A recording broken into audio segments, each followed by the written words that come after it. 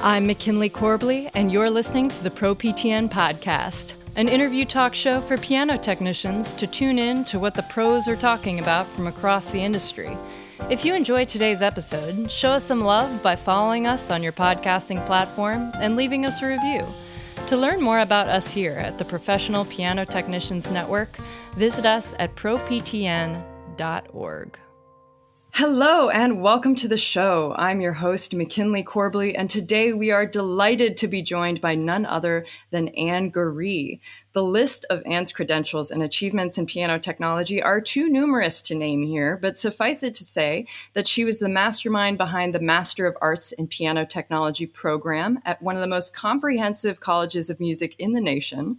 Graduates of the program, in addition to the apprentices and students she has helped to teach, mentor, and advise through a number of other organizations and programs, now serve as piano technicians in communities and institutions worldwide. Anne, welcome to the show. Oh, I'm so pleased to be here, McKinley. I'm glad to hear it. Can you start us off by giving us a rundown of your career, how you got started in this business, and where it has taken you over the years? Well, of course, most of us don't grow up to be a piano technician, although some do. Mine was a classic path that I share with many others. I was a piano major and took a piano technology survey course that was offered to majors. And I got totally hooked in my junior year of a piano performance degree. And I dutifully presented my senior recital and then dedicated myself to a fascinating backstage career, which has taken me all over the world. And I dare say that my piano playing would not have netted such a broad world experience. My mother was a theory professor at Oberlin Conservatory, where she met my father, who was teaching in the physics department there. And the two of them are basically the synthesis of what I do and who I am as a musician, a technician, and a person. I spent a summer servicing pianos at Interlochen Music Camp. We were each assigned 75 pianos, and we got around on our bikes. And when you got sick of tuning in the morning and you had a lunch break, you simply rode your bike around until you could hear somebody tuning a piano, and there was someone to have lunch with. But at Interlochen, I got a call from the dean at Florida State University College of Music, and he asked, would I interview for the open piano technician position?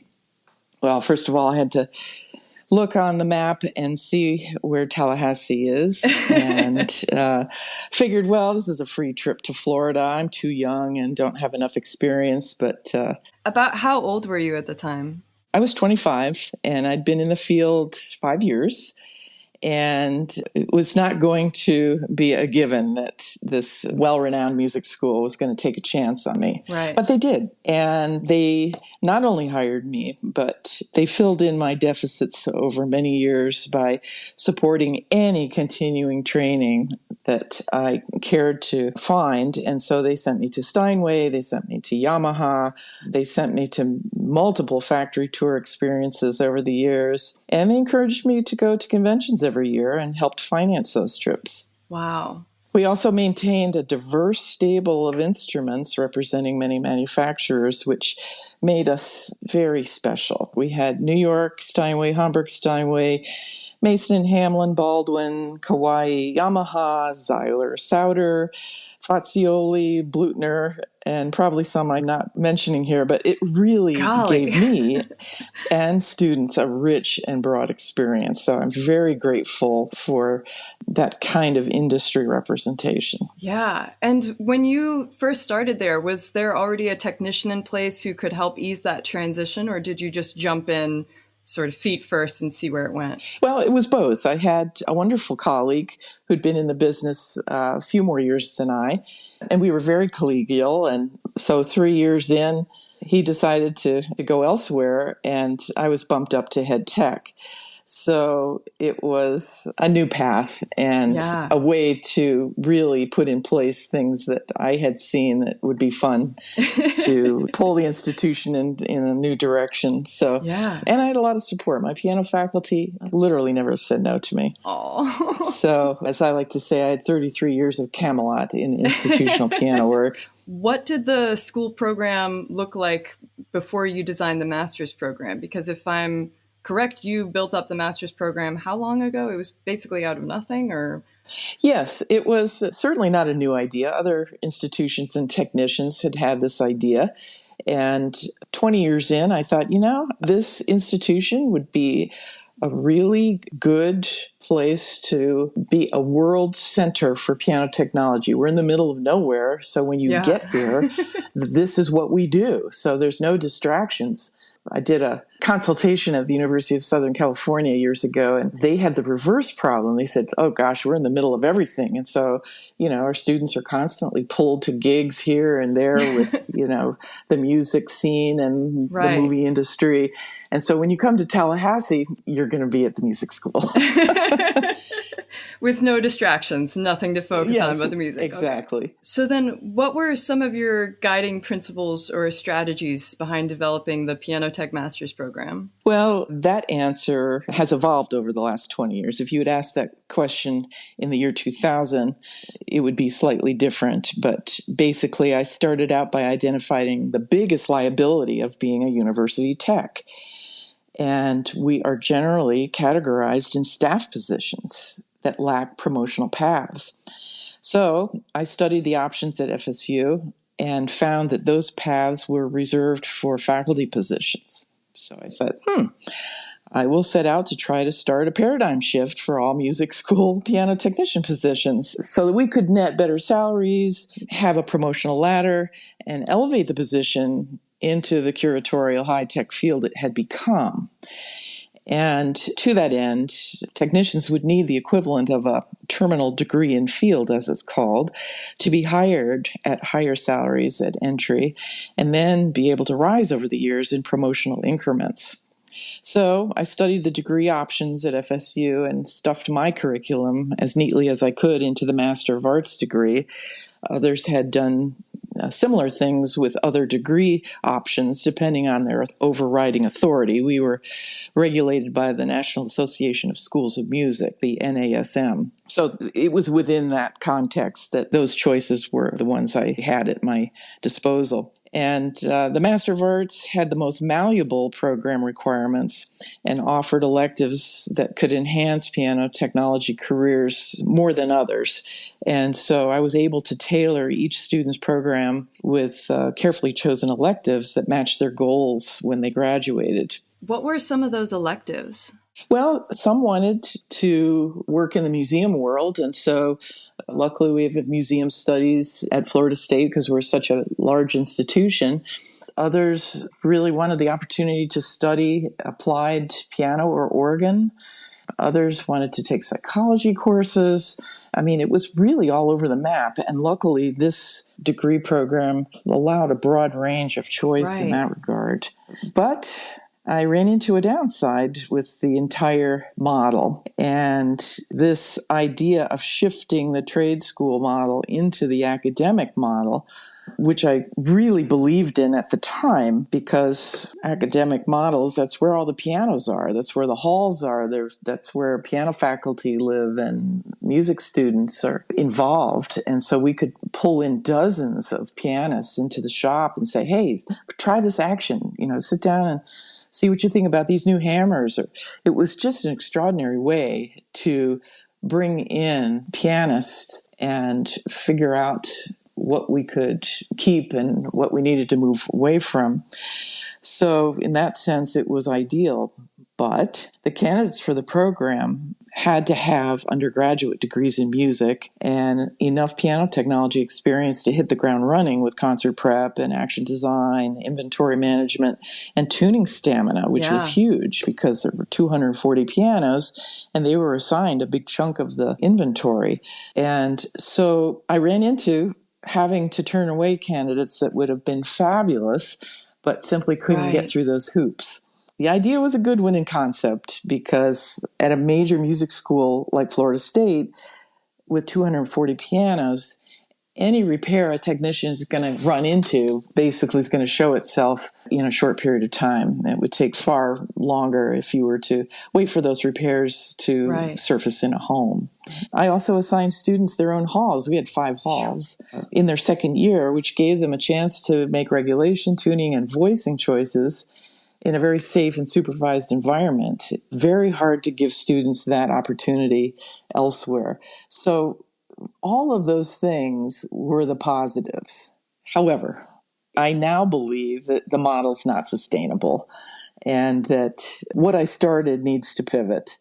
And other paths will be just as rich in experience without those academic hoops, and we can still keep it in academia, but degree programs are very problematic. That said, the whole idea of terminal degree in field was to really assist technicians when they took institutional positions to enter faculty lines rather than staff lines. Right. When an institution hires a piano technician in a faculty position, they also can open up their pool of candidates to international candidates. Currently, if there is a staff piano technician position open in the United States, you really have to be a U.S. citizen. And institutions, unfortunately, had to turn away from those candidates. And so if we really shifted the piano technician position into a faculty line, and there are certainly vehicles in every institution that can accommodate this. There are curatorial faculty positions, there are research faculty positions, and so many of them fit what a piano technician does. And so the original goal, I think, could still be met without requiring people to go through degree programs. Where then the tuition is a barrier to entry as well, I imagine. Well, and that's where I thought, okay, people have already got their undergraduate degrees under their belt with perhaps some student debt. They've been to a piano technology school with tuition. So I started this with being tuition free. And so none of my students ever paid tuition. Wow. And I designed it so that private money would fund not only their stipends, but cover their graduate assistantships. So when students came to Florida State during my years, there were basically the expenses of living and student fees, which covered healthcare and those kinds of things. But it was in the hundreds of dollars, not the tens of thousands of dollars. Right. Big difference. So I was successful there. People never paid tuition. Bravo. That's a huge barrier to entry. Absolutely. Yeah, 100%. As far as teaching one-on-one goes, what were some of the challenges of teaching piano technology to students of different backgrounds, ages, abilities? What are some specific lessons that you've had to craft to accommodate a general audience? It really comes down to everyone learns in a unique way. And all successful teaching involves tailoring the experience to guide this person's unique path. And so finding these solutions was one of my greatest joys. And I try to be the guide on the side, not the sage on the stage. And I also learned so much from folks who bring their unique view of the world to my shop. So we did this together. A specific example might be explaining unsuccessful action leverage to not only students of varying backgrounds, but to clients as well. Most people have ridden a bike, and most people can conjure struggling with a bicycle that's in the wrong gear going up a hill. And conversely, they can identify with being in the wrong gear going downhill with your feet going out of control. So that was a perfect example of an idea that crosses many backgrounds and ages and abilities. And I also think conceptual learning is the most powerful. Stepping away from the specifics, going conceptual is probably the most powerful. Because if you can grasp a concept, you can apply it to all pianos at some point. You don't just do this on this piano or that on that piano. Yeah. You've got a clear sense of how the piano was designed, built, and you know why you're making the hammer let off. You know why you're leveling the keys.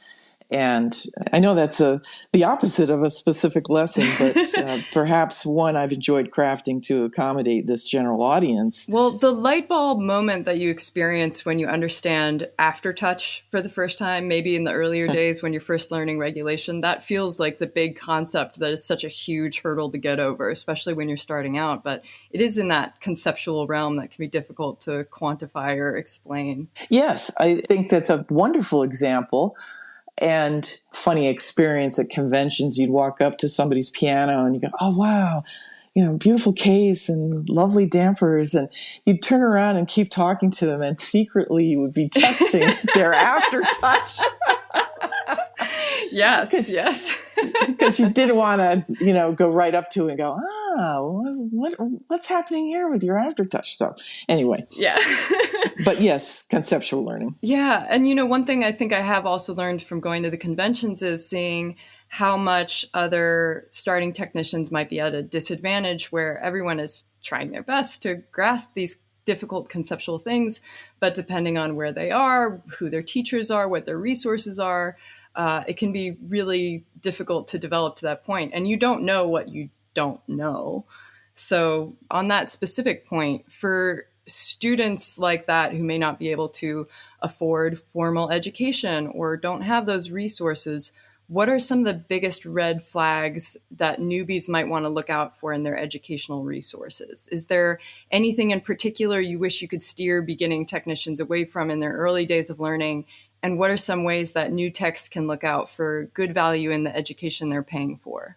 I think connecting in person with technicians is the absolute best way to start and continue to learn. There is much to be learned on the internet, but there's only so much you can do on your own and truly absorb learning online and over video platforms. Yes. So align with people is still the most effective way to absorb information and collect people.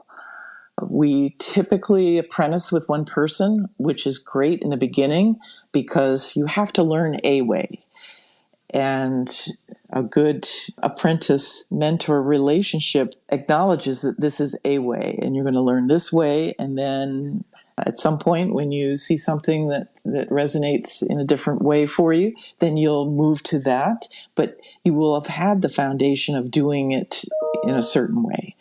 So the best investment in life is in education. In fact, any profession involves training and requires some monetary outlay. So every dollar that you spend will be recouped many times over. So please invest in yourself and find the best training and invest in that training. It's also the fast track to getting into the game successfully and building your career swiftly and steadily. The piecemeal way is frustrating and will keep you from succeeding quickly. Collect people and be curious. Ask a lot of questions. I love that. The asking questions is big, but also I love what you said about how it is a way, the open-mindedness of it, and taking everything a little bit with a grain of salt and being able to decipher what resonates with you or what doesn't resonate with you, what sticks and what doesn't. I think that's awesome. Awesome advice. Pivoting back to FSU, working as the head of piano technology for 33 years, did you maintain any procedures or practices that were a must for you during your time there? What were some of your secret strategies for success that you feel other institutional technicians might be underutilizing? Well, I've been thinking about your question, and three things came to mind as I was formulating this answer. And one is the first assignment I gave my grad students when they arrived in August was, you have 1 week to tell me all the administrative layers between the president of this university and me. Ooh. And so it was really an assignment that I gave them that was for me. Because they really dove into it and found things that I hadn't. And so it was a powerful way to know how the institution functions, which is really number one, is you're going to be entering, particularly in a college of music, a place where people are existing in bubbles. Faculty don't know how the institution functions. They were hired to do a specific thing, and that's what they do. And very few, I found, were curious enough to figure out how it worked. And so they were often very frustrated with not being able to reach their goals. And so knowing your institution can really take away some of the frustration in getting resources. Learn what budgets cover your travel, what budgets cover your procurement goals. I'm a big fan of the 5-year plan. Come up with a 5-year plan that you can submit to administration. Because if you say, we need this now, the answer will typically be no. But if you have a 5-year plan, you'll be surprised at how many goals are achieved if you allow administration to plan over time. And I also tried to avoid bringing complaints and problems to meetings, and decided that I had more success if I brought the solutions with me. And it was magic. It works. Wow. Number 2, be very curious and read everything. I found out about incremental sabbaticals. These are sabbaticals for full-time faculty that are not tenure track. And these incremental sabbaticals were a month at a time. And I only knew about them because I read a university bulletin top to bottom instead of tossing it in the trash, thinking there'd be nothing in it for me. And there it was, incremental sabbatical. So I applied for one and got one. And my sabbatical was researching key letting patterns in pianos from 1890 through the present. Wow. And I had an absolute blast. And of course, you have to write a report about what you've done so that you're not sitting on a beach with colorful drinks. So when I submitted my report, I was surprised that no one cared. Evidently, key letting is only interesting to a few people. But it didn't matter. I had fun, and it helped me to understand the evolution of key letting, and I would never have had that opportunity on a day-to-day basis had I not had the time off to do it. Yeah. I also encouraged my students to really talk to people about how they pulled off their grants and continuing education opportunities. These are the sparks that you can get yourself thinking about how their experiences might translate into something you'd like to do. And you never know what someone else has done in a different field that might very easily translate to something that you want to do. Right. And I was very fortunate. I had supportive faculty, as I said earlier, and deans over the years who just literally never said no to anything I proposed. That said, I'd done my research and brought them the answers before they were asked. So that's also a key. Bringing the solutions, part 2. Yes. Right. And number 3, get permission to work with development folks to reach your goals that might not be funded for years without private dollars. And I emphasize get permission because fundraising on college campuses is a very tight and controlled system. As you might imagine, you don't want to step on any toes or ruin any asks. Mm-hmm. And so luckily I had a dean that said, yes, these are people you can work with. And so I did my own fundraising. And pianos are, of course, a very appealing fundraising vehicle. They're very romantic. Everybody loves a piano. And I suggested interesting piano events that could kick off a campaign.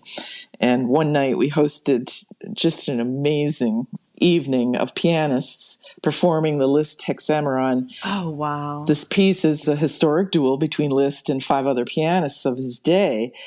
And so we had this duel on one of the pianos the students had restored, and people went nuts. Wow. And it brought in many new supporters to piano technology. It was a lot of fun. Oh my gosh, that's so cool. And I wanted to talk about STEM because this is all the rage and has been for the last 10 years. That's science, technology, engineering, and mathematics. Thank you. Yeah. Thank you. And what's missing from STEM is the A for arts, which could make it STEAM. And Ooh. that's not mine. I have stolen that from several people. But STEAM, I found, worked well with fundraising because it mates arts and science. I found that foundations in the arts are not as well funded as foundations in science. And so when you pull the piano into the science realm, it's really opened up a broad array of foundations to tap. And of course, I used to remind my students that the word university is from the Latin meaning the whole. You can't take certain things out. It's like a diet that you take one food group out. Okay, you're going to lose some weight, but in the end, all those nutrients are required. And so those three things, I think, could be utilized in any institution. Yeah. How does it work? Be curious and find the money. Hi there, this is McKinley from the editing room. I'm just popping in because Anne and I, at this point in the conversation, went on to talk a bit more about the STEAM acronym that she mentioned earlier in the conversation. And I told her about an excerpt from this book that I had just read called This Is Your Brain on Music by neuroscientist Daniel J. Levitin. And because I think he words it a lot better, I'm just going to read directly from the book. Quote, "A study made the newspapers and morning talk shows several years ago claiming that listening to Mozart for 10 minutes a day made you smarter, parentheses, the Mozart effect.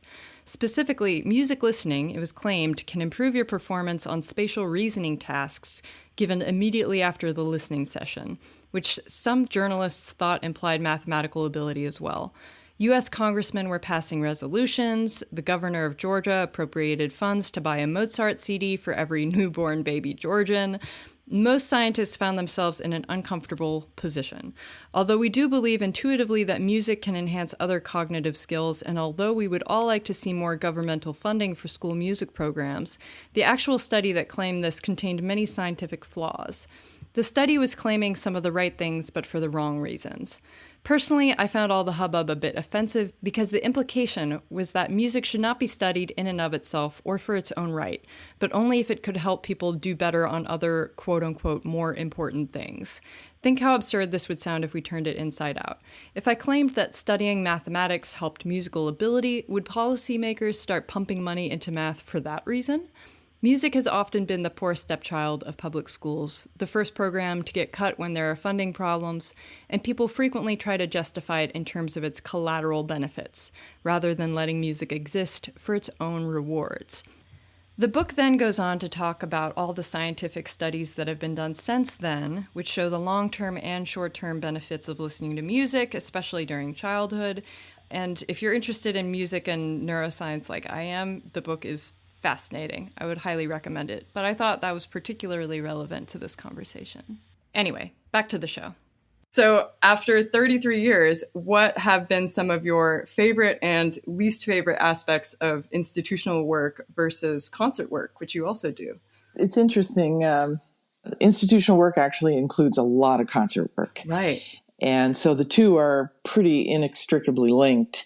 And we had 5 concert halls with eight concert instruments, and we were constantly trying to keep them in top condition for our own artists, faculty, as well as visiting artists. And along with that, the classrooms, the piano faculty studios, the seminar rooms, the practice rooms, and juggling time in all of these spaces was the biggest challenge, and led to very early mornings and late nights to get things done. And I thought that was flawed, and I found a solution. And I was a consultant some years ago at USC in California, and they actually had a great setup. Each space that had a piano had a scheduled group of hours per week or per semester for piano maintenance, so that piano technicians could have a normal 8 to 5 schedule during the week and were not forced to come at ungodly hours of the morning and stay in the evening. Right. And I wish other music schools could adopt this idea. It fell on deaf ears where I was because it would take about 5 years to inculcate it into the system, because the use of space at a university is so tight, and it's just nuts to try to find minutes in these rooms. Yeah. And that also spawned an institutional tuning technique where we had to go in and you had 50 minutes in a room between classes, and you really didn't because you arrived, and of course the last class had stragglers that wouldn't leave, and then of course the people coming in after you wanted to come in and set up. Right. And so you had about 40, maybe 35 minutes to tune the piano.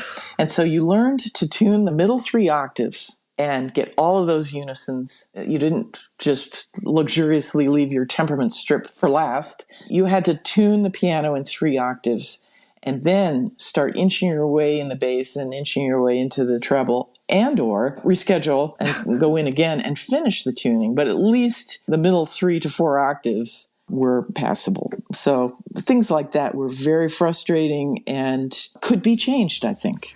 Well, since you retired 6 years ago? So what halls have you been tuning in? Have you mostly been tuning for the university or other halls around Florida? What does that look like for you? I continued to service an artist series just north of me in southern Georgia, in Thomasville. And I took on the Jacksonville Symphony pianos 2 years ago. And just recently took on a pretty amazing gig in Auburn, Alabama at the Gouge Performing Arts Center. And they have just built a pretty extraordinary new hall that is a hall within a hall. So recording is an absolute dream. You cannot hear one raindrop. Wow. And they purchased a 9-foot Steinway, 9-foot Yamaha, 9-foot Bosendorfer, and they're about to go to Italy and choose a Fazioli. So they have a fleet of race cars and a beautiful backstage garage to put them in. And it's basically La La Land. It's right. A group of billionaires who simply said, what do you need and when do you need it? They were completely absent of puppeteering. And puppeteering are donors that have to have their hand in it. Right. So it sounds like you prefer the freelance work to the university concert work. Well, yeah, the university concert work is part of being a full-time tech there. So right. Unless you're a contract technician, I should correct that. There are many opportunities for concert work at universities without being a full-time tech. So I'm just open, and I'm having a fabulous quote-unquote retirement by keeping my hand in it. And I finally kind of know what I'm doing, which is a shame to quit doing it once I figured it out. I'm still doing lots of action rebalancing and working with techs with their individual projects here in my shop. And I tell you, that is the most fun. Right. Is when 2 people are totally geeking out on an aspect of our field. Yeah, that camaraderie is so necessary. Otherwise, you're just dealing with it alone, and that's really isolating, especially for those really particular, annoying things that you just need the empathy for. Yes, exactly. And speaking of learning and commiserating, hello, this is McKinley from the editing room again, just to remind you that if you have not already signed up for a ProPTN subscription, you're seriously missing out. Whether you need articles from our Beginner's Corner to help supplement your students' education, or if you're a seasoned tech who wants a refresher on certain specialty skills, ProPTN has got you covered with peer-reviewed editorial content, video demonstrations, and photographed step-by-step instructionals. On top of that, the collection is our online marketplace that is a must for maintaining your tool collection. If you want to try a tuning lever before you buy it, you can check out our Rent-A-Lever program. If you make and design your own tools, you can sign up to distribute them through the collection. If you're a retiring technician, we can sell your tool collection on consignment, or you can just go shopping for a whole selection of new and used tools from brands and technicians you trust. ProPTN also maintains a Discord forum where us technicians can commiserate about experiences in the field, share tool tips and tricks, and ask for insights from our peers. All of this and more for just $65 a year. Let me tell you, I have spent $65 on so many more ridiculous purchases and tools I never ended up using, but ProPTN has been an invaluable resource for its members since the get-go. We also have student memberships for the Greenhorn, but for all others, what are you waiting for? Go sign up now, and you'll thank me later. Anyway, back to the show. Yeah, well, on a different note, as someone who has been a woman working in the industry for so many decades, what are some of the ways that you've seen the business change? And what are some of the ways that you hope to see the industry continue to change for the better with the newer generations of technicians? I guess the quick answer is pianists will always seek out the most talented piano technician, no matter what their background. And so old stereotypes are just that. They're old. And role models are fortunately much more prevalent for all populations these days. And high skill and talent win every time. And so when you are the best tech you can be, you will never want for work. And you feel like the industry has always been like that and it will continue to be like that? Well, to be fair, I lived in an academic bubble for 33 years, and it wasn't until I ventured out that I came up against some stereotypes, and they fell away very quickly once people started talking about the substance. Yeah. And the bottom line is we all love pianos or we wouldn't be here. Right. So then what do you think are the greatest challenges facing technicians entering the field today versus when you were starting out? And what are some of the most common mistakes you see newbies make when they're entering the field? Well, I think the challenges are very similar to the ones that techs faced back in the 1970s when I started out. You aligned yourself with a dealership, a school or a university, maybe a manufacturer, or you built your private clientele in large enough market to build such a practice. And these avenues have shifted slightly. There are fewer dealerships and fewer manufacturers, but these dealerships and particularly schools, they're desperate for techs. And communities all over the country are hungry for skilled people. They need someone to take care of pianos. All of these avenues are still available, and they're quite viable for those who are willing to connect and build. I think balancing life and career might have to be a bit skewed in the beginning. You have to say yes to every gig. Yeah. And once you've established yourself over perhaps a 3 to 5 year period, you can be a little more selective in the gigs you take, and you can start to work on work-life balance.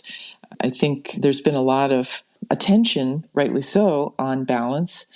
But I think in the beginning, it's not going to be. And even though the marketing is far more sophisticated in our time now, I found that word of mouth is invaluable. It's people actually putting you forward that is the best marketing. And of course, piano teachers are vital to building your business. So it sounds like the landscape is pretty much the same in terms of having the same problems with marketing or business or practices, and it's just getting over that early hurdle of making enough money from those gigs early on.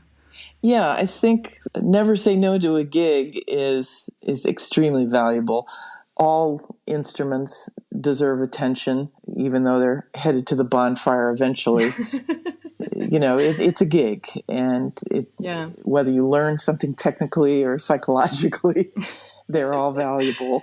I love that you said psychologically, because when I worked in live sound, I had a mentor who said that the best work we end up doing is the work that we feel confident doing. And why try to do the jobs that you aren't confident in doing? Because usually you and the client might not be as happy with the results. So as far as taking on those gigs early on, and especially with clients where you're nervous and it's kind of a nerve-wracking atmosphere and you're not 100% confident in your abilities and it feels like the client can smell it on you, how do you suggest handling those early situations? Do you feel like it's better to just jump right in and take the plunge feet first? Absolutely. And the answer to that is complete transparency. You simply say to your client, I'm going to consult a colleague here, and I'm going to reschedule. What's good for you? Mm-hmm.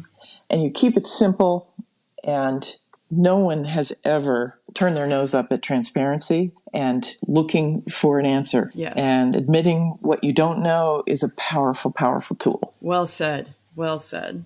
So then why don't you tell us about some of your proudest achievements from your teaching career? Maybe it was the accomplishment of a favorite student or a piano that stands out as being particularly memorable, or maybe even an industry-wide breakthrough that you were excited to be a part of. Well, one of the most memorable was in 1990. I was invited to teach at Chunchun Special Education College in Jilin province in China. And this was through an opportunity at the Carter Center in Atlanta. And I was very intimidated, and I had zero language. And the urge to say no to this was powerful. But you just don't say no to a chance like this, so I went. And it was a year after Tiananmen Square, so the tensions were very high. And yet the people who I worked with were so eager for information, and they just instantly became colleagues. And it was really life-changing to have to relay information in a technical field in another language. And luckily, I had with me a graduate student who happened to be visiting his family. And so he was my expert translator. Wow. And so I got a lot of information through that I would not have without him. And I also learned that people work under very difficult conditions in other parts of the world. And the people I worked with were enthusiastic. They were joyful. We got together every evening, and you didn't come to those gatherings without a song, a poem, a dance, something to share. Wow. And I will confess here that I didn't have much to contribute in Chinese, so I did the Charleston one night. And the Charleston is not easy. It's got steps. It's got real steps. I can do it. So, but I quickly ran out of contributions, and luckily the visit came to a close. But it was an extraordinary experience. It sounds like it. And China isn't the only country that you've taught in overseas, is it? Did a stint in Costa Rica with a fabulous opportunity. It was an international peace concert where Ashkenazi was performing, and the president, Arias at the time, was in the balcony. And I got there a week ahead to prepare the pianos. There were 2 Hamburgs that had not seen service in many years. In fact, they were stored at the stage door. So basically both pianos were just full of sand, just debris that had just sifted in. And so we worked on both of them, but one in particular.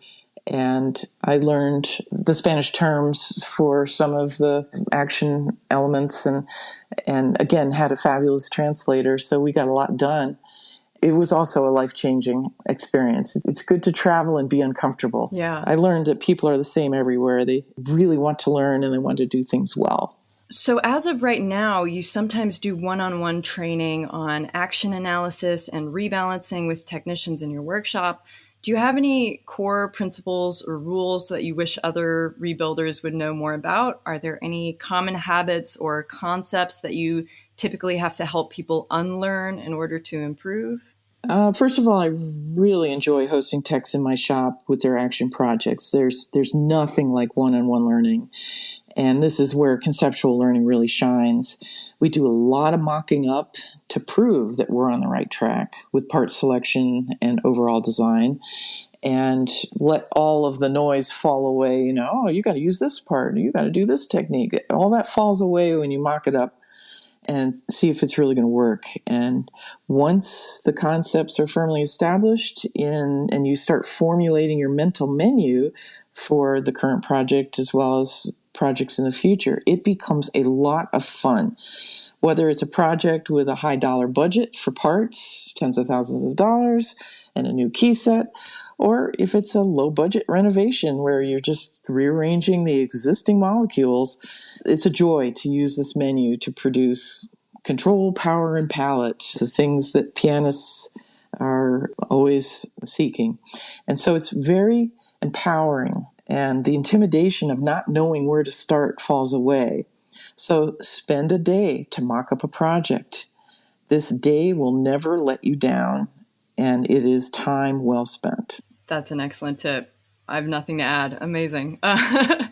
Do you have a favorite part of the rebuilding process in particular? Yes, I do.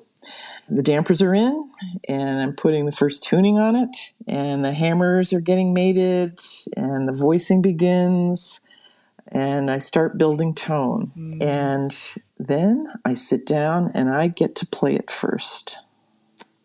That's pretty cool. That is pretty cool. That's one of my favorite parts as well. Now, I've heard that you maintain a very holistic attitude towards the work you do, particularly on client pianos. When you're first meeting a client or getting to know a piano, can you tell us about the type of questions you typically ask? What does that conversation look like, and how does it affect your decision-making process? Well, I ask the same questions most technicians do. There's nothing new here, but the first one is, has it been in your family? Because this sets the tone of how sensitive the conversation needs to be. Sentimentality is a very real thing. And unfortunately, it steers people to some poor decisions, but nonetheless, it's part of this equation. So, has it been in the family? And second, who is playing it? Mm-hmm. Is this multi-generational? Is this kids taking lessons? And then, because I work in a small community here, I always ask who they're taking lessons with, because that will also inform how involved the teacher is with students and the piano that they're playing on a daily basis. Many piano teachers do home visits just to make sure that the piano is functioning and they're keeping it in tune. And so those teachers are also a lot of fun to work with. Yeah. And then I ask what they like about the piano and what they don't like about the piano. And listening to that, along with the other answers, really help inform the approach to take with future maintenance proposals or perhaps an upgrade to a more suitable piano. So it's the questions most technicians typically ask. Well, that last one has never really appeared on my roster, and I think it's because, in my experience, I found that clients will often get self-conscious when you ask them about insights towards their pianos, and a lot of times they'll say, oh, well, you're the expert, I don't know anything about pianos, or something like that. Do you tend to guide them a little bit with that question or make suggestions as to areas they can focus on? How do you guide them through that? Well, I guess if I sense that it's, hey, you're the tech, I guess I don't ask all of those questions. And I then give them what I like. And I've really never tuned a piano without doing some voicing. Right. And so voicing is just part of tuning. And so I know that if there are some things that could be attended to that take literally moments, I have my voicing tools out at every tuning. Well, listen, Anne, I've got just a few more questions for you. And one of them is, are there any corners of your career that you wished you could have developed further? Or are there any particular areas of research, practice, or experimentation that you hope to see expanded upon by the newer generation of technicians? Well, I hope the techs coming into this business can continue to investigate material science as natural resources become harder and harder to find, and we try desperately to save our planet. I used a set of hammers recently with bamboo moldings from Abel, and they were very successful. I was just thinking about that. Yeah. Oh, that's so cool to hear. Yes, okay. And so they worked very well. Bamboo is considered a grass. I've got this from Norbert. And so it behaves differently than wood, and yet it bonds very well with wood. So you can glue them onto a hammer shank and it'll stay.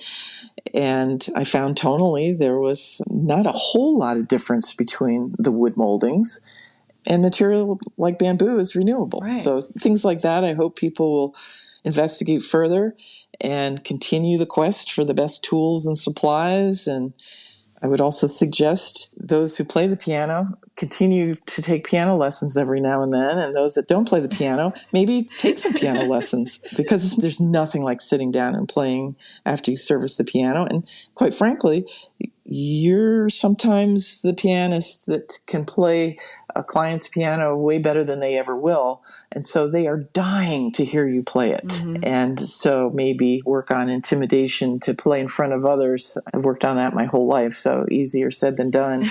But have a piece or two that you can just give them at least 16 bars before you leave. Yeah. And also, I always say that being able to play pieces that I learned from my childhood, pieces that I know like the back of my hand, if I play those pieces on a piano that I'm trying to evaluate or gauge the state of, if I'm stumbling a lot on a piece that I have known since childhood, it's usually the piano and not me. Yeah. And it's a really good red flag, 100%. Yes, a good test for things that need to be done. Yeah, yeah. So then can you tell us about your favorite aha moment from your career, and perhaps an aha tip, trick, or concept that you think your peers may not already know? Well, I think this happened when I figured out that the pianist is always right. And my peers argue this with me, but it is so true. Whether you agree with them or not is another matter, but you can't argue with someone's perception. If they think it's this, it is this. And so it's actually freed me to work with pianists more successfully. And that was my big aha moment. And you can argue it, but you'll never win. Yeah. I just had some clients like that this week.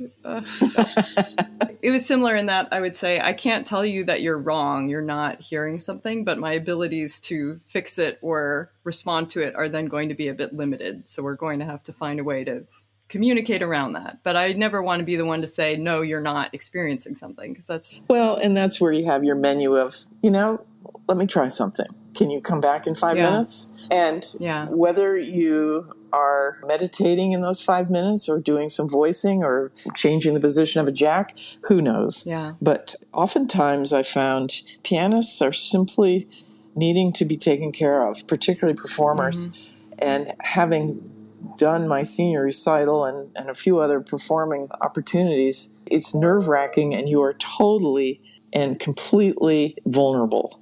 You're exposed like nothing else. And so I have a forgiveness for difficult pianists that took many years to build, but it's treacherous out there. So yes, and starting out with that kind of empathy already sets up a better platform for communication between you and the client, that compassion and understanding. Yeah, it's like, be careful how far you go with a request, because there is a heightened sense of things on stage when you're meeting the pianist for the first time. It's also a very vulnerable moment. And I try desperately to make it just me and the pianist, no others around. And if they have a concern, I only do 10 to 20% of what they ask, because typically you can do too much. And it can go the other way. So small, incremental, very subtle changes are often all that's necessary. Do you find yourself frequently asking artists to come back and check the changes that you've made, or do you tend to give them a lot of space and you say, okay, I'll look into it and I'll do the 10 to 20%? Yes, I say very little. Okay, gotcha. You can chase something into disaster. Well said. Well, then, to wrap up our interview, can you tell me about your favorite part of piano technology and your favorite tool? Yes, my favorite part is answering a question that people ask. Can you make a living doing this? And of course I say yes. And then as I show people what's involved and where the piano came from and the material science behind it, and talk about merino wool from sheep in New Zealand, and I'm careful not to make their eyes glaze over, but it can be really fun to educate them. It starts out as kind of an insulting thing that, how would they know? Yeah. So that's fun to answer that question. And you also get to show them how little they know as well. Yes. Yeah. You are truly the expert in this field. Yeah, yes. 100%. So, and as far as favorite tool, my favorite tool, I will borrow this answer from others and simply know when to use your checkbook. You can't be good at everything. So know when to get a subcontractor. Wow. Okay. That's a good one. That's a really good one, honestly. Well, Anne, you've been such a wonderful guest. Thank you so much for joining us. Well, I've enjoyed it thoroughly. And thank you so much, McKinley. Another big shout out to our guest, Anne Garee, for joining us. And if you'd like to get in touch with her about getting some one-on-one time in the workshop, you can email her at agaree@fsu.edu. That's AGAREE@fsu.edu.